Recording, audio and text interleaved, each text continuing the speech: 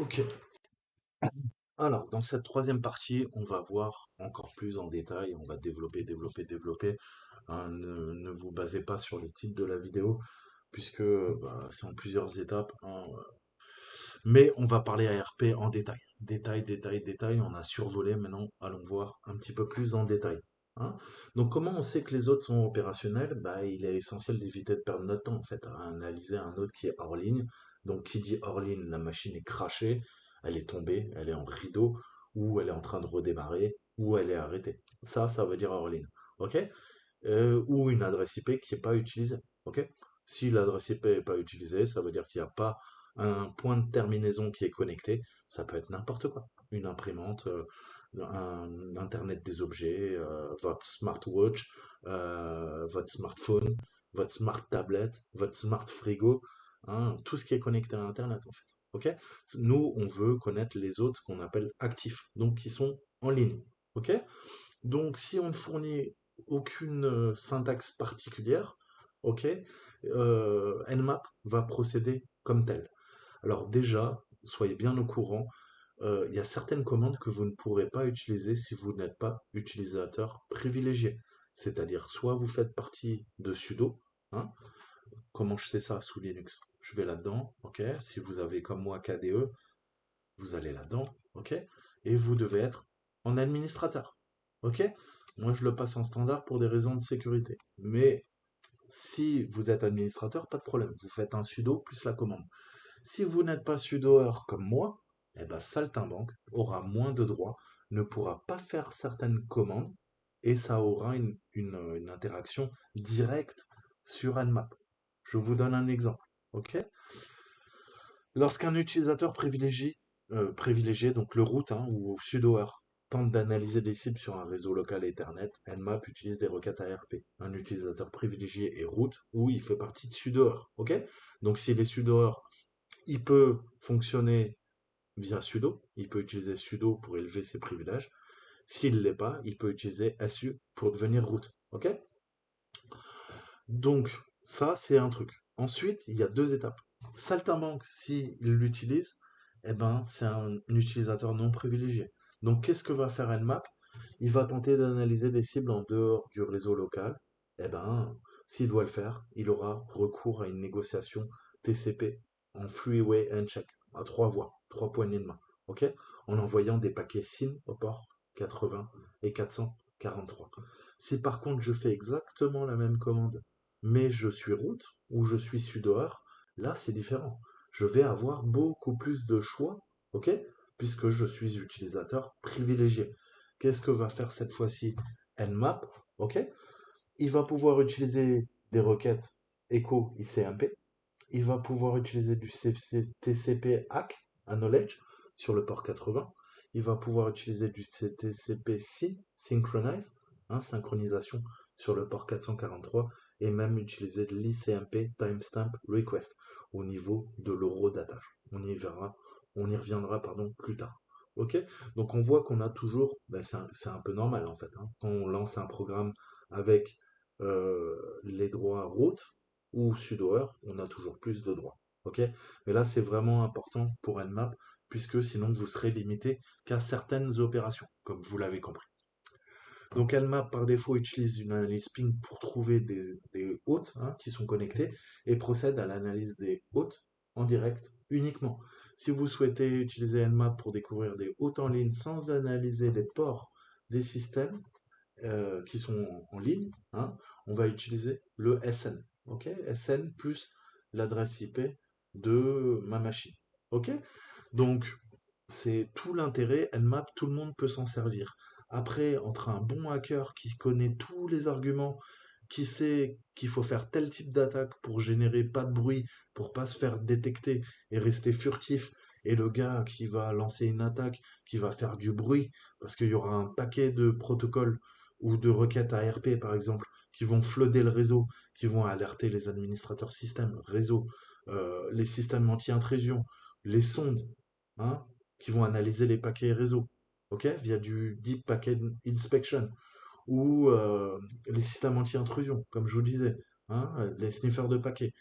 Bref, tout ça, ça va pouvoir être capté. Pensez que à chaque fois que vous faites une action, hein, que ça soit sur une machine pour la pirater ou sur le réseau pour vous balader et faire votre phase de reconnaissance d'active gathering et d'active reconnaissance, vous allez générer du bruit. Bruit qui sera capté par la partie adverse et qui indiquera qu'il y a une cyberattaque en cours. Tout le but, c'est de parfaitement comprendre le réseau, parfaitement comprendre Nmap et d'autres outils pour trouver la meilleure technique à chaque fois pour être furtif. Ok? Ou en tout cas, rester indétecté et indétectable le plus longtemps possible. Ok? C'est vraiment important. Donc, l'analyse ARP n'est possible que si vous êtes sur le même sous-réseau que les systèmes cibles. Hein, on a de l'Ethernet hein, qu'on appelle la norme 802.3 et la norme 802.11 qui est le Wi-Fi. Ça, vous devez retenir. Vous devez connaître l'adresse MAC de n'importe quel système avant de pouvoir communiquer avec lui. Ok? L'adresse MAC, elle est nécessaire pour le header. Hein. On a ce fameux en tête au niveau de la couche de lien hein, qu'on appelle la transport layer, la link layer, pardon. Ok? C'est ce qu'on a vu plus haut link layer, ok? 802.3, 802.11, ADSL, Bluetooth, etc. Tout se passe là, ok? C'est en bas niveau. Donc, hein, il nous la faut et on a besoin de quoi? Vous savez, quand dans une communication, dans un canal de communication, on a quoi? On a deux acteurs qui communiquent, comme son nom l'indique. Donc, il y a deux parties en présence. Donc, on aura quoi? On aura une adresse MAC source et une adresse MAC de destination et d'autres champs, naturellement. OK? Et rappelez-vous, en réseau, on parle en anglais. Donc, source, vous verrez très souvent l'abréviation SRC. SRC comme source. Vous verrez également DST. DST, destination. Ça, apprenez-le par cœur. OK? Ne soyez pas déroutés. SRC, tout de suite dans vos têtes, ça veut dire source. Que ça soit une IP, que ça soit une adresse MAC, peu importe. OK? Par opposition à DST, que ça soit une adresse MAC, une adresse IP, dès que vous voyez DST, c'est la destination, comme son nom l'indique. OK? Donc, source, d'où ça provient, destination, vers où ça va. OK? Mais comme son nom l'indique, en fait, hein, pas besoin d'être intelligent. Donc, pour obtenir l'adresse MAC, le système d'exploitation va envoyer en fait une requête ARP. Hein. On a l'hôte qui va répondre aux requêtes ARP si jamais bah, il est concerné. Et en répondant à la requête ARP, il va renvoyer son adresse MAC que va connaître l'ordinateur qui a initié la requête ARP. Donc cette requête ARP, en fait, elle fonctionne que si la cible se trouve sous le même sous-réseau que vous. Je vous l'ai dit, sinon ça ne marche pas. Hein. C'est-à-dire que vous devez être sur le même sous-réseau Ethernet, Wi-Fi, 5G, 4G, 3G, etc., etc. Enfin, pour le mobile, c'est encore différent. Retenez Ethernet, Wi-Fi. Ça sera déjà assez compliqué comme ça. OK? Donc, en effet, si on sniffe le paquet réseau, eh ben, on doit s'attendre à voir de nombreuses requêtes ARP générées lors d'une analyse Nmap d'un réseau local. Donc, c'est pour son bon fonctionnement, mais comme je vous disais, d'un point de vue défensif, vous allez commencer à générer du bruit, donc vous allez vous faire griller. OK? Donc, si on souhaite que Nmap effectue uniquement une analyse ARP sans analyse de port, on va utiliser le SN et le "-PR hein, pour faire uniquement une analyse ARP. OK? Et là, qu'est-ce qu'on voit? Eh ben, on récupère que les adresses MAC. OK? C'est une simple analyse ARP. Il n'y a pas d'analyse de port. Il n'y a que la découverte des autres. OK? Et là, on demande de scanner un sous-masque de réseau de 24. Donc il y a quoi? Il y a, on l'a vu, 256 machines, une machine qui est réservée pour le gateway, une autre qui est réservée pour le broadcast, et donc ça fait 254 machines qu'on peut utiliser. Hein? Donc si je sais pas, admettons, je prends ce qu'il nous demande, je vais sur ma machine, ok? Euh, et là je lui dis, écoute Coco, aide-moi, hein, je veux faire un test. C'est quoi là, ton truc? Et là, il te dit, bah, écoute, Coco, t'es en 24, t'as 256 adresses. OK? Donc, comme t'as 256 adresses, eh ben, je vais toutes les tester. Et on voit bien qu'est-ce qu'il fait. 10, 10, 210, 6. Il la trouve, c'est la première. OK? Enfin, il part de zéro. OK? De zéro, un, 2, 3, 4, 5, il n'y en a aucune. Il trouve la première, c'est la 6. Il continue. 7, 8, 9, 10. Il arrive jusqu'à 74. OK? Il n'y en a aucune. À la 75e, il fait ah ouais, ouais, t'inquiète, tiens, j'ai 7 machines. Il continue, il continue. Entre 75 et 99, il en trouve aucune. À la centième, il fait ah tiens, il y a une nouvelle machine. Tiens, je te l'affiche. Il continue. De 100 à 164, il en trouve aucune. À la 165e, il en trouve une quatrième. OK?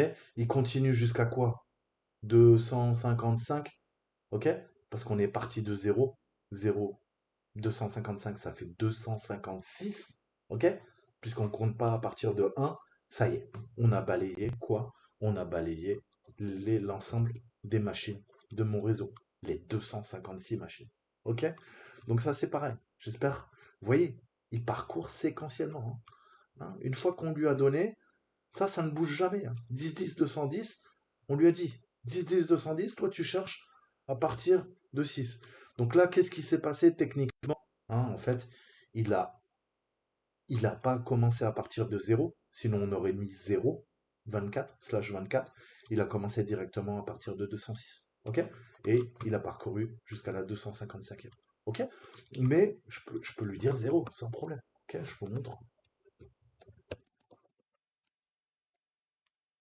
Qu'est-ce qui a changé? Rien. OK? Il repart aussi de 0. Ce qui compte, en fait, c'est le cidre. OK? Après, là, vous pouvez mettre ce que vous voulez. Si vous utilisez le cidre, lui, il comprend que là, peu importe ce que vous mettez, de 0 à 255, lui, il va tester 256 adresses. De toute façon, comment je sais ça? Je vous remonte. 255? Qu'est-ce qui a changé? Rien. C'est bien, vous commencez à comprendre. OK? Ce qui compte, c'est le sous-masque réseau, qu'on appelle notation CIDR. OK? Et ce que vous mettez là. OK? Les trois premiers, ça va être le réseau. Là, on a notre sous-masque de réseau, hein, et le CID. OK? Là, on a notre sous-masque de réseau. Pardon, excusez-moi, je fatigue. OK?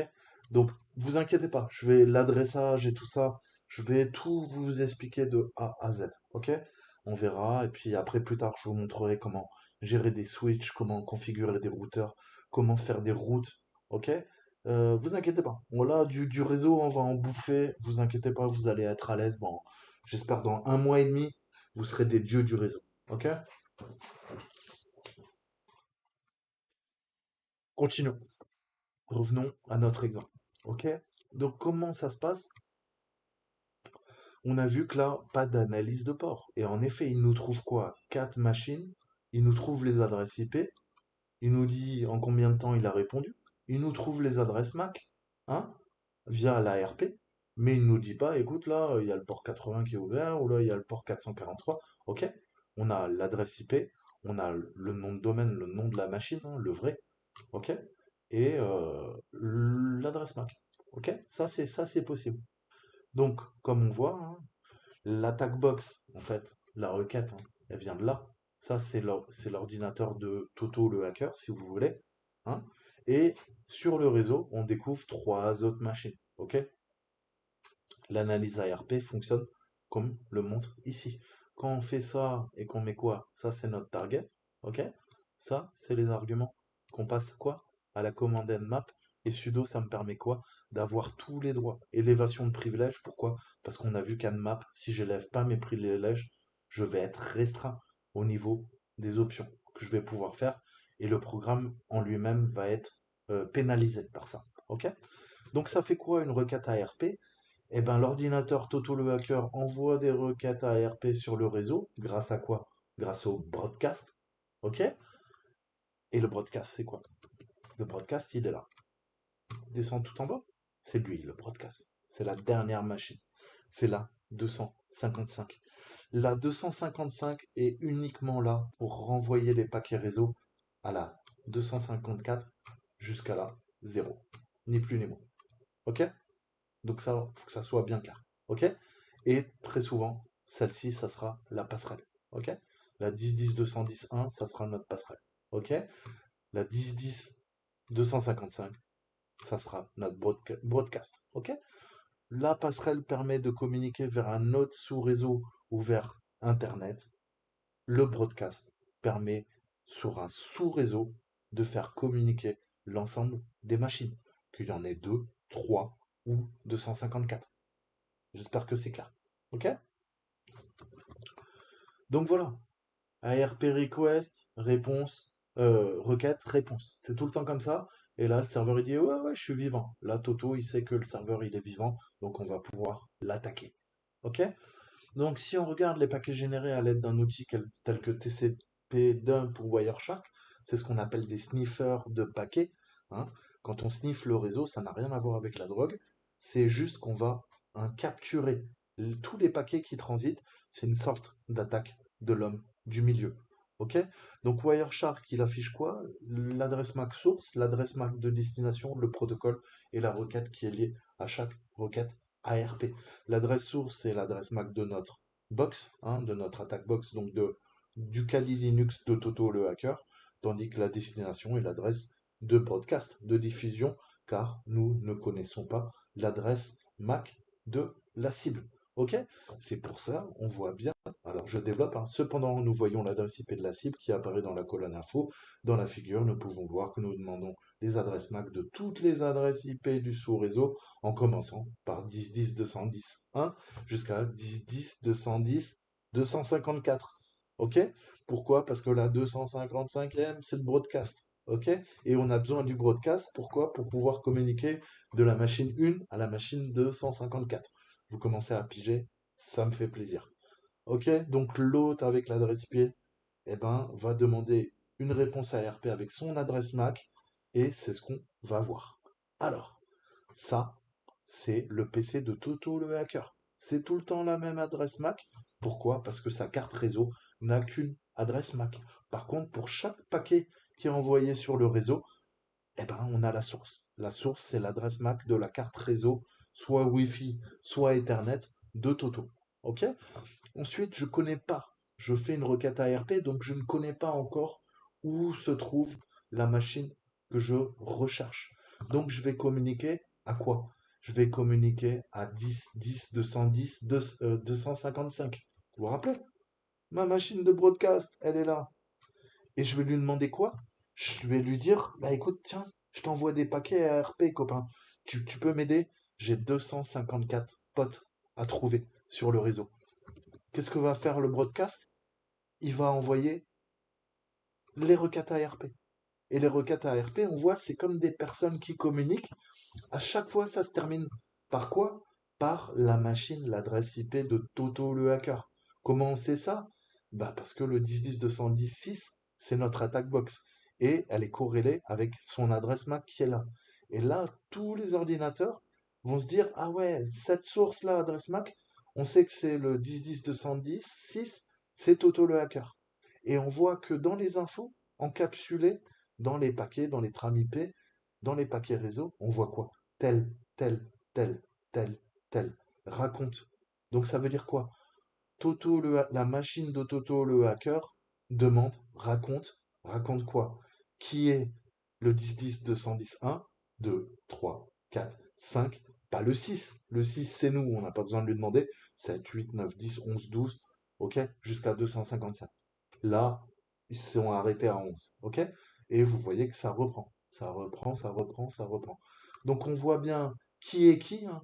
Qui c'est qui a l'adresse IP 10.10.210.1, qui c'est qui a l'adresse IP 210.2, qui c'est qui a l'adresse IP 210.3, demande 10.10.210.6. Ok?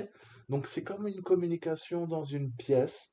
On a Toto qui lève la main et qui dit bonjour, je voudrais savoir qui est Tatiana. Bonjour, je voudrais savoir qui est Déborah. Bonjour, je voudrais savoir qui est Alice. Bonjour, je voudrais savoir qui est Bob. Ok? Mais lui, il est dans une autre pièce. Ok? Donc, il rentre dans un couloir et là, il y a une secrétaire. La secrétaire, c'est le broadcast. Et il lui envoie une enveloppe et dans l'enveloppe, il y a écrit ARP, écrit au feutre. Le broadcast récupère l'enveloppe de Toto, ok? Et elle lui dit, ah ouais, toi, t'es Toto, 10 10 210 6. Attends, je regarde, ok? Elle prend l'enveloppe, elle ouvre l'autre pièce auquel n'a pas accès Toto, et là-dedans, il y a Tatiana, Alice, Bob, etc. Vous avez compris. Et là, elle fait lever la main. Qui est Bob? Bob, il lève la main, il fait c'est moi. Qui est Alice? Alice, elle lève la main, elle fait c'est moi. Ok? Tatiana, elle lève la main, elle fait c'est moi. Ok? Vous avez compris. À partir de là, le broadcast sait qui est Alice, qui est Bob, qui est Tatiana. Hein. Il reprend son enveloppe, il note qui est qui, et il le renvoie à Toto le hacker via l'adresse MAC qui est là en source et à l'adresse 10 10 210 6. Et là maintenant, Toto sait qui est Tatiana, qui est Bob, qui est Alice. Grâce à qui? Grâce à la secrétaire qui a fait le boulot. Et c'est qui cette secrétaire? C'est notre broadcast. Et le broadcast, c'est là 10 10 210.255. Je veux que ça soit clair. Ok? Donc voilà, je vous donne des exemples très triviaux, mais que vous compreniez.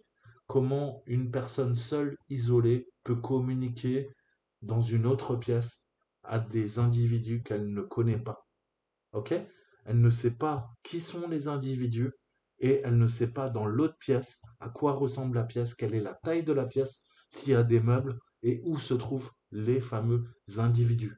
Eh bien, il y a le maton qui passe, hein, qui va ouvrir une petite partie de la porte de Toto et qui va lui dire tu veux que je transmette un message aux autres tolards? Il va dire oui.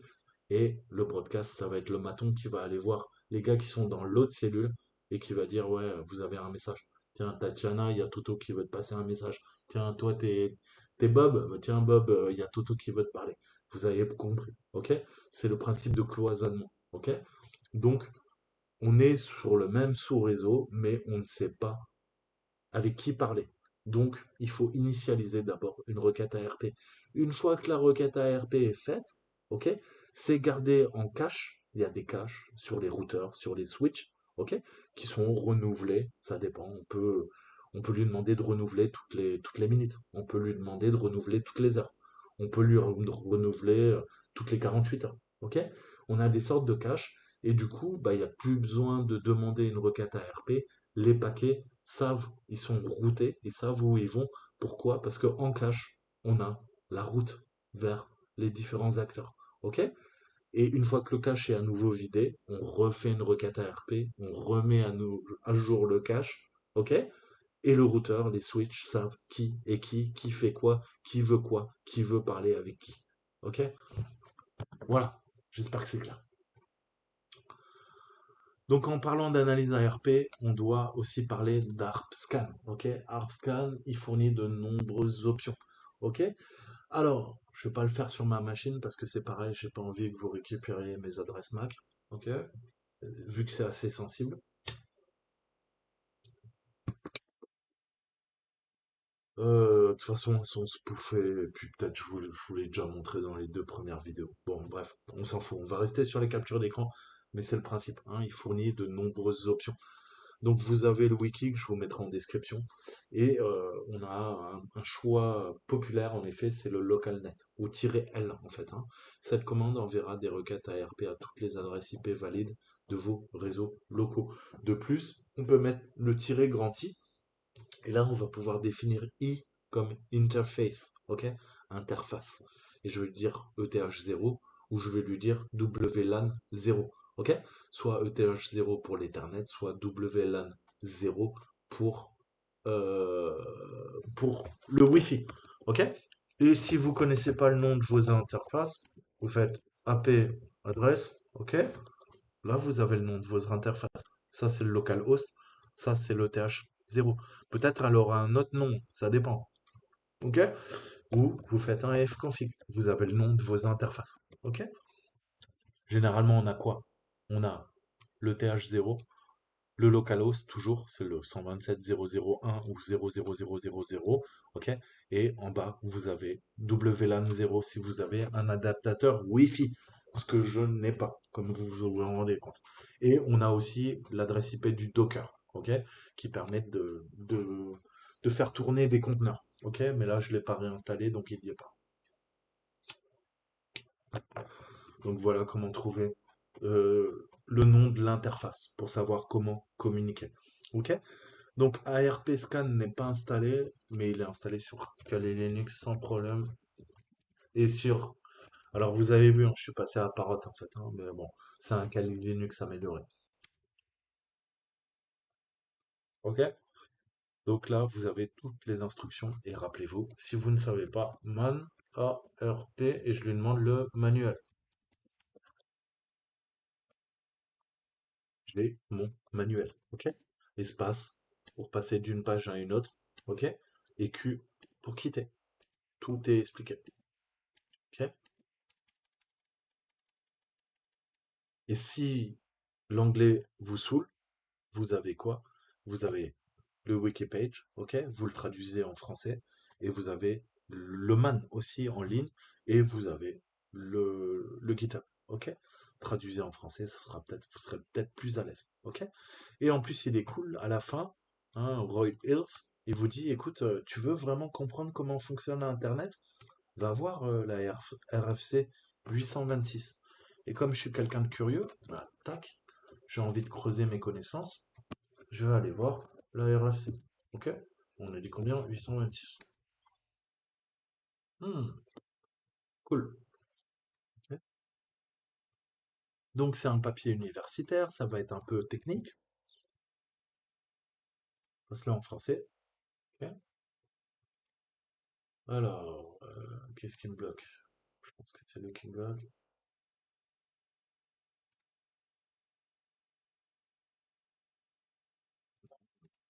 Français. Translate to French, motherfucker. Bon, bref, passez-le à la moulinette dans Google Translate, ok? Et on voit que ça a été rédigé en 82, ok? D'accord? Et ça nous explique l'implémentation au niveau d'ARPANET, hein, vous vous rappelez, ce réseau d'universités, et ça définit les bases, en fait, via le DoD, hein, le Department of Defense, et c'est un protocole qui a été fait par l'armée, en fait, initialement, et ça explique comment eh ben, il fallait faire communiquer hein, au sein de l'armée. Hein, on a un réseau qui s'appelait KO, ok? Et d'autres entreprises, Xerox, hein, que vous devez connaître, le DECnet, qui est un sous-réseau militaire. Pourquoi? Pour le connecter aux universités. Hein, c'est le principe. On a connecté d'ARPANET, le réseau militaire, à ARPANET, ok? Et après est venu se greffer MILNET, le réseau militaire. Et ensuite, tout ça, ça a donné quoi? Internet. Ça a donné l'épine dorsale d'Internet que vous connaissez aujourd'hui. C'est pour ça que je vous ai montré que la plupart des serveurs DNS, les root domain, ils sont détenus par l'armée, par la NASA, par les universités américaines, par le complexe militaro-industriel. Pourquoi? Parce que c'est eux qui ont créé tout ça. Ok? Et c'est eux qui contrôlent Internet. Ok? C'est les Américains. Et c'est tout le danger. Le jour où ils veulent couper les tuyaux, bah, on n'a plus d'Internet. À méditer. Ok? Donc allez voir les petits papiers de technique. Bien sûr, il vous faudra énormément de connaissances hein, pour pouvoir comprendre comment tout fonctionne. Mais une fois que vous aurez accumulé beaucoup d'expérience, hein, que vous serez confirmé, allez voir les RFC. Parce que ça vous apprendra tellement plus. C'est comment les pères fondateurs de l'Internet ont décrit leur concept, leur projet, leur vision de l'avenir en fait. Et là, vous voyez, on voyage. Hein. Là, c'est 40 ans en arrière. On voit comment les gens avaient déjà réfléchi, en fait. Comment fonctionneraient les communications, hein, via le protocole TCP, via un câble Ethernet. Ok? Donc vraiment, creusez, creusez, creusez. Si vous commencez en informatique, bien sûr, ça sera du chinois, mais quand vous serez confirmé, allez voir les RFC. Lisez le code source, lisez des bouquins, allez récupérer des ressources sur Internet, lisez les RFC et read the fucking manual. Lisez le manuel. C'est pour ça que je vous dis, vous tapez tout le temps man, man, man. Je connais pas man and map. Read the fucking manual. Et vous voyez que certains sont traduits en français. Ok? Vous voulez devenir des cracks? Lisez le manuel. Le putain de manuel. Il n'y a que comme ça que vous deviendrez des bêtes. Ok? Des machines de guerre. C'est le but. Ok? Donc voilà, ça va prendre du temps. Mais c'est comme ça. Ça s'appelle la vie. OK? Et la dextérité, vous l'aurez, mais il faut que vous soyez curieux, extrêmement curieux. Vous vous intéressiez à tout. OK? Même si c'est pas votre corps de métier, je vous ai dit encore une fois, on peut. Si vous vous donnez les moyens, vous y arriverez. OK? Moi, je suis autodidacte, ça m'a pris beaucoup de temps. OK? J'aurais fait une école d'ingénieur, je pense que j'aurais torché ça, ouais, en 8 ans. OK? Moi, ça fait un petit peu plus de 8 ans que je bosse là-dessus. OK? Mais j'ai quand même réussi à bosser en cybersécurité. C'est pas impossible. Mais il faut se donner les moyens. OK? Donc voilà. Revenons à nos moutons. Donc si on regarde bien, qu'est-ce que je fais? Élévation de privilège, je demande à ARPSCAN et je lui dis réseau américain, c'est un classe C, c'est l'équivalent de notre 192, 168, 1, 1. OK? Et là, il scanne et il dit ouais, ouais, pas de problème, tiens. OK? Je te donne pas les adresses IP, on s'en fout. Mais tiens, je te donne. Ah si, je te donne les adresses IP, les adresses MAC. Mais je te donne pas les ports. Pardon. OK? Donc on voit que c'est ultra efficace, mais ça va générer de nombreuses requêtes. Nombreuses requêtes qui seront analysées par la partie défensive. Et si la défense commence à voir Toto le hacker qui commence à flotter le réseau de requêtes ARP, vous avez bien compris que vous ne serez pas furtif comme un bombardier B2 ou F-117, hein, vous allez être grillé comme un bombardier B-52, hein, qui date d'après la guerre et qui est tout de suite un peu moins furtif, hein, qui fait un boucan d'enfer et qui pollue sa race. Ok? Nous, le but, c'est pas d'être un B-52. Ok? Le but, c'est d'être un, un F-117 furtif. Ok? Ou un F-22. Ok? Vous devez être des avions d'attaque au sol furtifs. Ok? Ou des chasseurs furtifs. Comme le F-22. Ok? Mais il faut pas être voilà, des Tupolev 95. Ça craint. Ça, vous allez vous faire griller. Hein. Il a d'énormes pales, il fait beaucoup de bruit et on le détecte au radar à des milliers de kilomètres. Ok? Donc voilà, je vous fais des métaphores. Vous savez que j'aime beaucoup les avions. Mais voilà, c'est ça le principe. Soyez furtif. Ok? Et pour être furtif, eh ben, il va falloir maîtriser parfaitement le réseau, comprendre ce qu'on fait. Ok? Donc c'est le principe, ça rend beaucoup de services, mais eh ben, si on sniffe les paquets réseau, et en défense, on sniffe tous les paquets réseau pour savoir ce qui se passe, hein, en blue teaming, qu'est-ce qu'on voit? On voit exactement la même chose, hein, que Nmap. La seule différence, c'est quoi? C'est ça. Il y a un paquet qui dit, bah écoute, il y a une annonce d'ARP sur l'ensemble du réseau qui a été faite par Toto le hacker. Le 10.10.210.6 avec son adresse MAC qui est la suivante. Ok? Ça, c'est le broadcast qui dit ça à tout le monde. Et vous voyez à chaque fois, pareil. Ou 1, 2, 3, 4, 5, 7, 8, 9, 10, 11, 12, 13, 14, jusqu'à 255. Et toujours le tel, 10, 10, 210, 6. Puisque le tel, ça veut dire que ça vient de Toto le hacker et c'est l'adresse IP qu'on a. Ok? Donc ça c'est pareil, aucune différence, mais deux outils pour faire la même chose. Ok? Donc, on va revenir à notre simulateur de réseau, comme il l'appelle, j'adore ça. Ça fait ultra moderne en fait. C'est un petit site de merde, mais bon. Allez, lançons le simulateur réseau. On va simuler comme une de mes ex. Hop là! Non, ça c'est le timestamp, je commence à m'enflammer. ARP. Route, terminal, broadcast, wiki. Ok, donc simulons. Simulons, simulons, simulons. Ordinateur 1. Alors attendez, je vais dézoomer parce que sinon c'est pareil, ça va être un bordel monstre. Ouais, là c'est pas mal. Donc ordinateur 1, broadcast sur le 255 et demande quoi? Une requête ARP. Ok? Donc il attend une réponse ARP des utilisateurs. Combien, à votre avis, il y a de machines qui vont répondre? Ok? Là, vous avez la réponse. On a trois. Alors, on va voir en détail, mais laissez-moi vous expliquer. Qu'est-ce qu'on a vu? On a vu le routeur. Le routeur, il a la passerelle. Donc s'il y a une passerelle et un routeur, ça veut dire qu'il y a deux sous-réseaux. Ça veut dire qu'il y a un sous-réseau qui est déjà d'office éliminé. OK? Ça veut dire que si on part du computer 1, le computer 1, il est sur ce sous-réseau. Donc tout ça, ça dégage. Donc ça veut dire que computer 4, computer 5, computer 6, c'est mort. OK? Qu'est-ce qui nous reste? Le computer 1, il va pas se parler à soi-même. Il reste le computer 2, le computer 3 et le routeur. Je vous ai dit que les switches n'interviennent pas. Comment je sais ça? Vas-y, essaye. Vas-y, je demande une réponse du switch 1. J'envoie le paquet. Qu'est-ce qu'il fait? Il s'en fout. Il répond pas. Il retransmet le paquet aux trois autres. Au routeur, au computer 2, au computer 3. Il y a bien trois appareils. Un, 2, 3 qui reçoivent. OK? Et si on le switch 2? Pareil. C'est en dehors du réseau. Au revoir. Personne ne reçoit les paquets. Là, par contre, si je lui dis, vas-y, hey, routeur, t'es là? Ah, là, le routeur, il dit, ouais, ouais, et ordinateur 1, c'est moi le routeur. OK? Vous avez compris. Si je lui demande le computer 2, il va répondre. Pourquoi? Parce qu'on est sur le même réseau. On voit le paquet, ARP, réponse.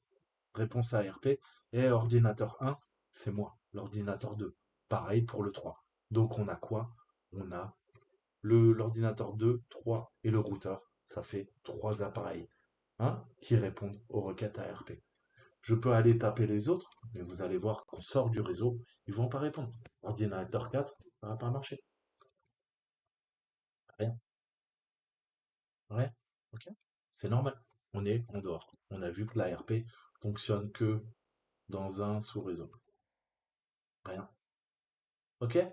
Donc ça, j'espère que c'est clair. Ok? Et que vous compreniez mieux, voilà, ce principe.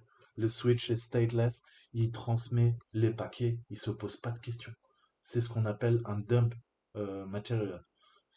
En anglais, comment je pourrais traduire ça? C'est un équipement bête, ok? C'est bête parce que c'est un routeur, c'est intelligent.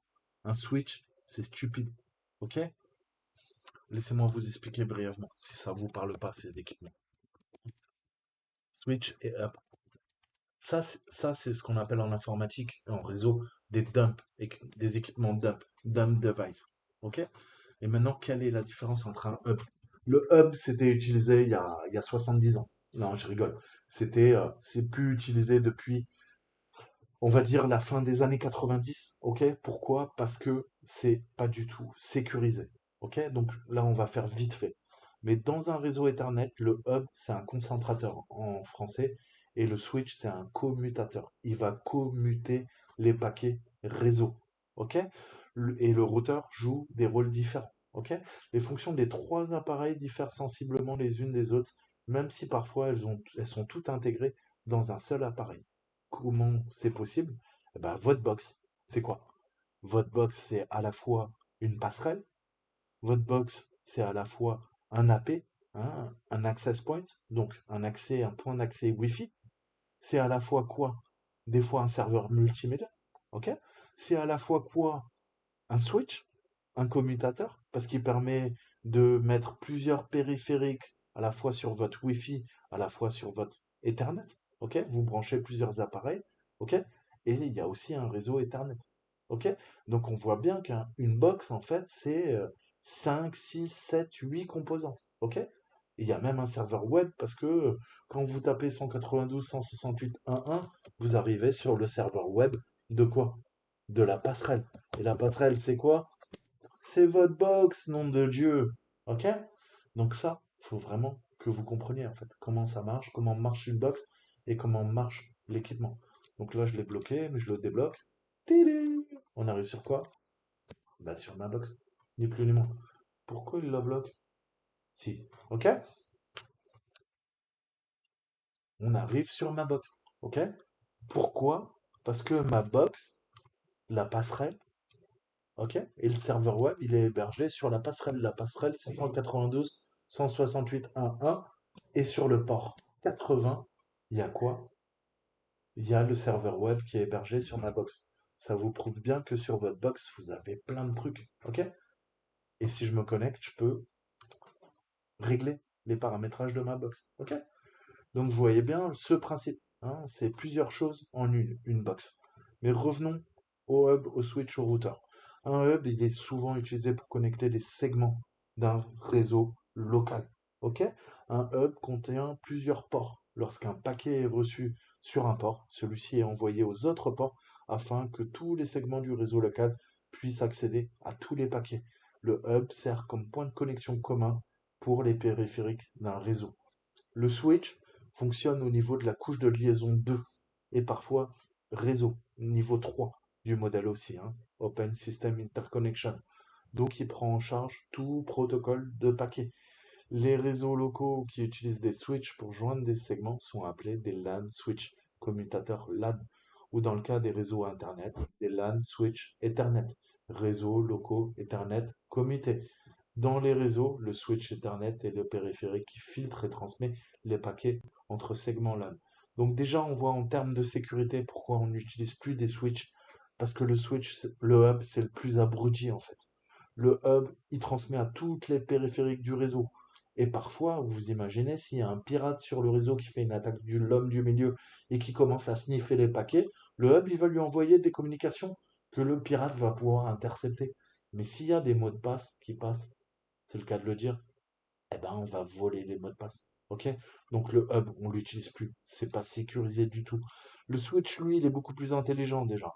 Il va dire, ah, attends, on va utiliser des protocoles précis, hein, on pourra peut-être chiffrer les communications et je vais vérifier. Si jamais il y a une partie du réseau qui n'est pas autorisée, eh ben, j'envoie pas. Ok? Quand j'envoie, je veux communiquer via TCP de l'ordinateur 1 à l'ordinateur 5, j'envoie le paquet, qu'est-ce qui se passe? Ok? Requête, requête, requête, ça échange, handshake, ok? Computer 5, au computer 5, excusez-moi, putain, je vais y arriver, excusez-moi, fatigue. Ok? Il traverse. Mais vous voyez bien que le paquet jaune, qu'est-ce qu'il fait? Il passe du computer 1 au computer 5. Il n'y a que les paquets ARP en bleu qui sont transmis à tout le monde. Pourquoi? Parce que le switch est intelligent. Ok? Le switch est intelligent.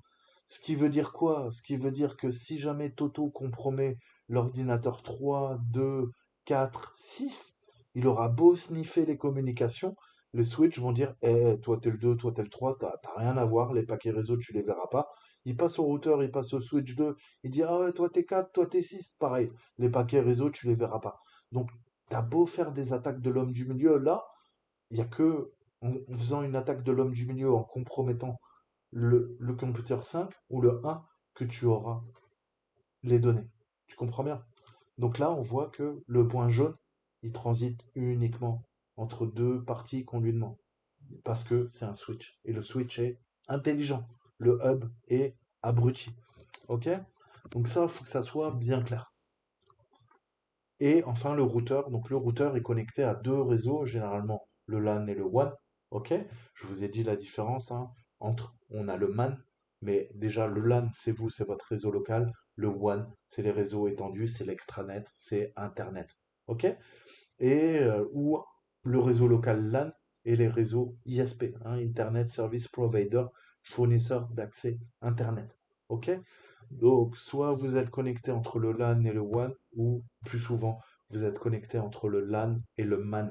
Et dans le MAN, dans les grandes villes, on a quoi? On a les réseaux du fournisseur d'accès Internet qui vous connecteront, eux, au WAN. Mais vous êtes rarement connecté directement au WAN. Les seuls cas où vous êtes connecté directement au WAN, c'est les très très grosses entreprises. Typiquement le secteur bancaire, le secteur de la défense, euh, les, les pharmacies, toutes les entreprises Big Pharma, ok? Ils ont des réseaux dédiés, ok? Toutes les places boursières, hein, avec les données fiduciaires, on sait que c'est sensible. On va pas passer par des réseaux, comment dire, des fournisseurs d'accès Internet, on va passer par des réseaux dédiés, ultra sécurisés. Ou pas, ça dépend. Ok? Donc ça, il faut bien le comprendre. En utilisant ces caractéristiques spécifiques, le routeur détermine le meilleur trajet pour transférer les paquets. Il utilise également des protocoles tels que ICMP pour communiquer entre eux et déterminer la meilleure route. Je vous expliquerai ça dans une prochaine vidéo, hein. Et autrement dit, le routeur transmet les paquets de données à travers plusieurs réseaux. Ok? Donc, je vous mettrai la ressource, hein. Allez voir, lisez. Ok? On va s'arrêter là, on va continuer l'exercice. Ok? Donc voilà, bien comprendre. Il y a de l'équipement qui est complètement stupide, il y a de l'autre équipement qui est hautement intelligent. Le routeur est hautement intelligent. Le switch est moyennement intelligent. Ok? Et le hub qui n'est pas présent ici est complètement abruti. C'est ce qu'il faut retenir.